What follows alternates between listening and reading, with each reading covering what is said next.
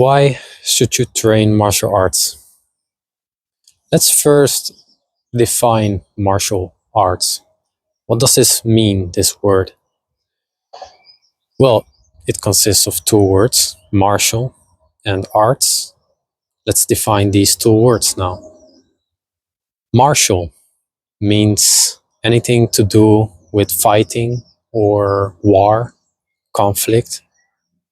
Art means the expression of creative and imaginative skills in humans. So when we combine these words, it kind of means the expression in creative and imaginative forces within a fighting context. I make a distinction between martial arts and martial sport. To me, there's a big difference because the sport side of it only focuses on fighting and winning fighting. That's why it's a sport. It's focused on winning and losing.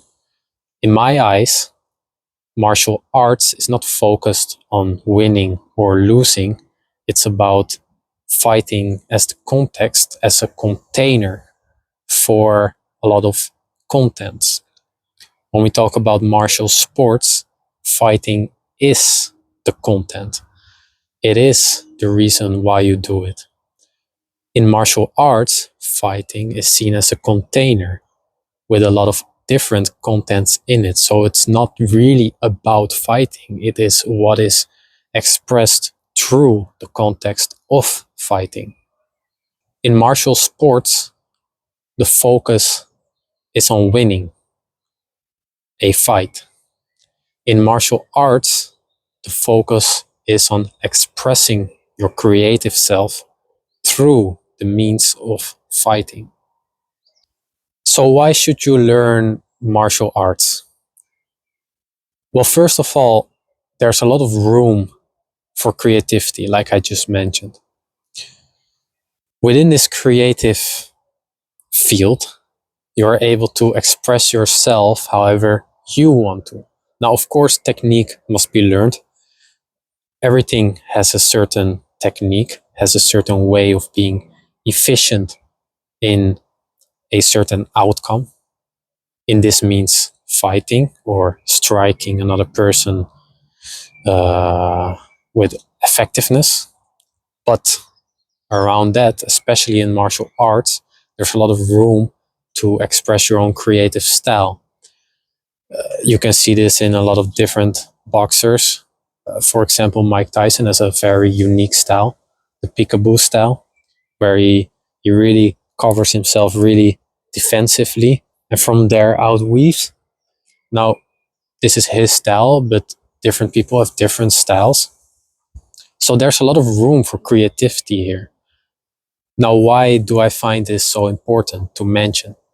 Because creativity really is a means of expressing oneself, how one wants to be expressed. In other words, there's a lot of room for play. And why is martial arts so effective in this creative aspect? Well, let's say we have three fighters. We have fighter A, B, and C. A fights B, A wins over B, B fights C, B wins over C, and C fights A, and C wins over A. Now, who is the best fighter? It's really relative because we're talking about complex situations here. It's not a running race where there's a very rigid frame of reference. Let's say 100 meters. Who is the fastest? We can really measure this. But who's the best fighter? It's always different. The expression a person never stands in the same river twice really applies here.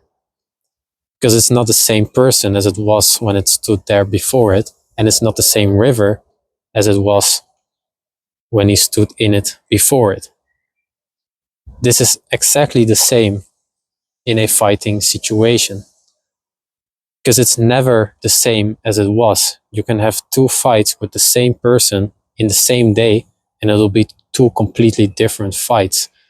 This is interesting because this is where creative play is expressed really, really well. You could say this is a dance between two complex adaptive systems, meaning it's a complex system, very complex system, humans, and it's adaptive, so it's always responding to its environment. In this dance, the butterfly effect is at full force.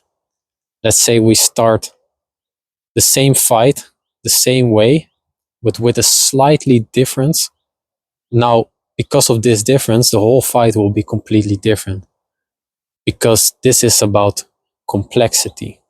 A raindrop falls on a mountain. One raindrop falls, let's say, at point X, and the other raindrop falls just 0.1 millimeters next to it. They will both end up at completely different sites at the end of the mountain, the bottom of the mountain. In martial arts, this playful force, this butterfly effect, is at full force. It's never the same. It's always dynamic. It's always changing. And because of this, there's a lot of skills that needs to be learned. There's a lot of looseness which needs to be learned. There's a lot of reactiveness that needs to be learned. A lot of presence. It's about reaction. It's about action, but mostly about reaction. It's not about thinking, oh, this person is going to do this, then I should react in this way. No, it's about feeling a person doing this and my body just reacts to it without thinking too much. This is being present. And this is really valuable.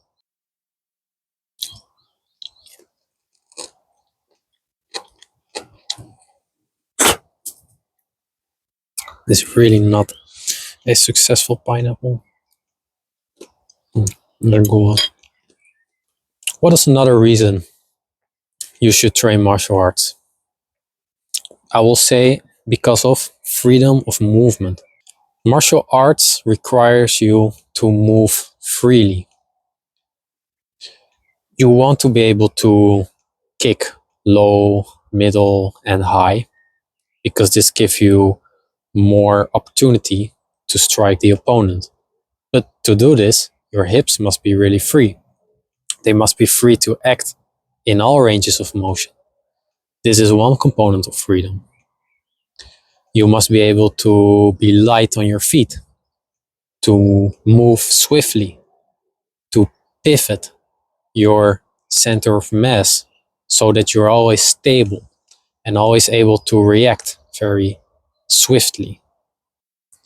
Your shoulders must be relaxed to optimize force exchange. With a stiff shoulder comes a stiff movement. With a loose shoulder comes a loose movement. Martial arts is mostly about timing and accuracy. And this is where creativity also comes into play. Because timing and accuracy is not about being strong,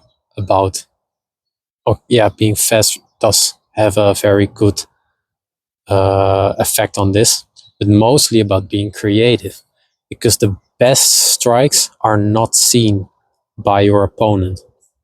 A very good example of this is Conor McGregor versus Jose Aldo. Was this a really big strike by Conor? No, it wasn't. But Jose didn't see it. He didn't see it coming.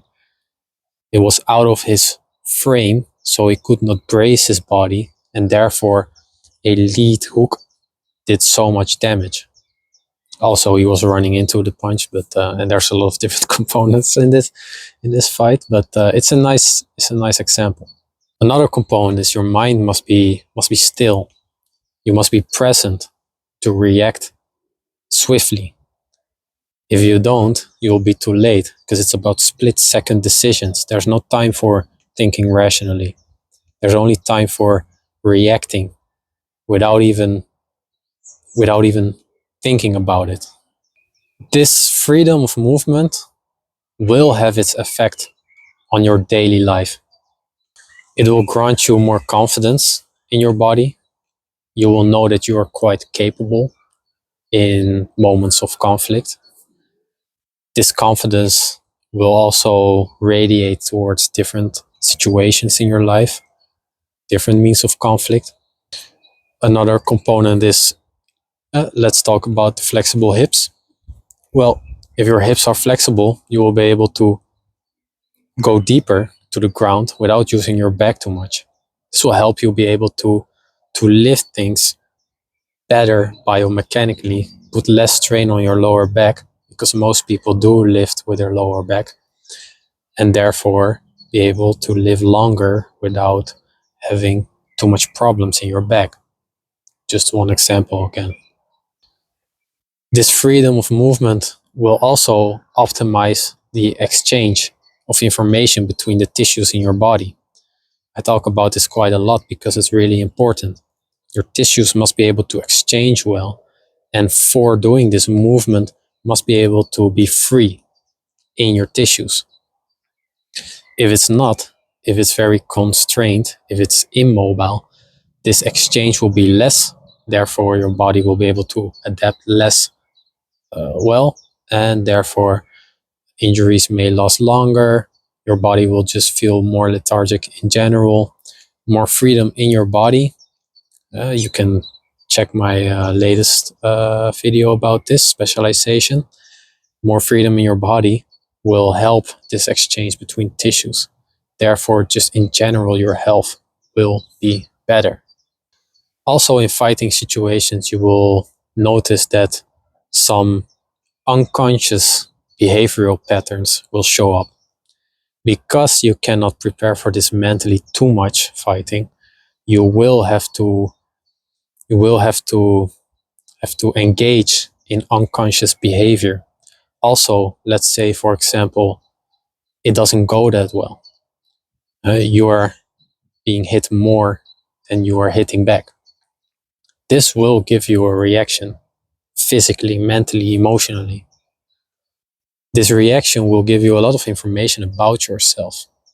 If you've never been in this situation, you won't really know what I'm talking about. But people that have been will know how powerful this insight will be. So being in a martial situation will give you emotional insights as well. Also, it's really just playing. I would say martial arts really is just all about playing. If you're in the right environment with the right people, this can really be just a play field. It's not about winning in this situation. It's about learning. It's about expressing yourself. It's about being creative. It's about I want to hit you and I don't want to be hit. But it doesn't have to be in a negative situation or a negative associated performance. Like I already said a lot of times, it's not about winning or losing. It's about expressing how your body wants to be expressed in this situation. And I feel there's almost no better way to do this with a partner in a martial situation. We are Homo ludens. We are made to play. Animals are made to play. They don't have any rational capacity, or at least not like us. But they also play. Everyone plays. Play is essential to our being. We have to stay present and creative to be playful. And this is just really, really, really good for us. So I recommend everyone to try martial arts. I can understand people have a negative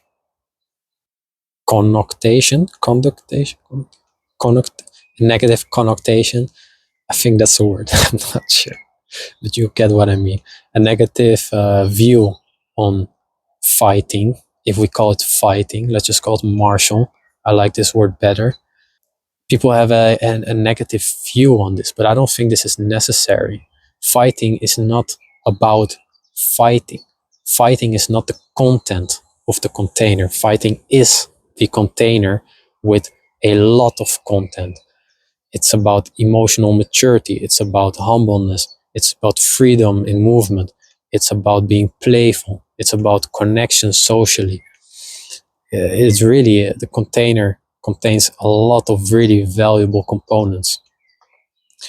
So if you are maybe even a little bit interested, I would highly recommend just trying a gym in your neighborhood. I would even suggest you talk with the owner and see if you can explain your situation. Maybe you're a bit nervous, maybe you don't really know what to do, maybe you just want to have a talk first before doing this. This is completely fine, and the owner of a gym should help you with this. He should make you feel comfortable in this, and he should guide you in this. If he doesn't, I would suggest trying a different gym, because then this is really not my way of viewing martial arts. And if you're interested by this video, you are interested in my view on martial arts, I would guess. Now, of course, there is going to be some confrontation, some conflict, because it is a martial situation. I'm not naive enough to say that you should feel completely comfortable, because then you're also not learning. There should be some uncomfortableness, but you should feel inside what is acceptable and what is not acceptable.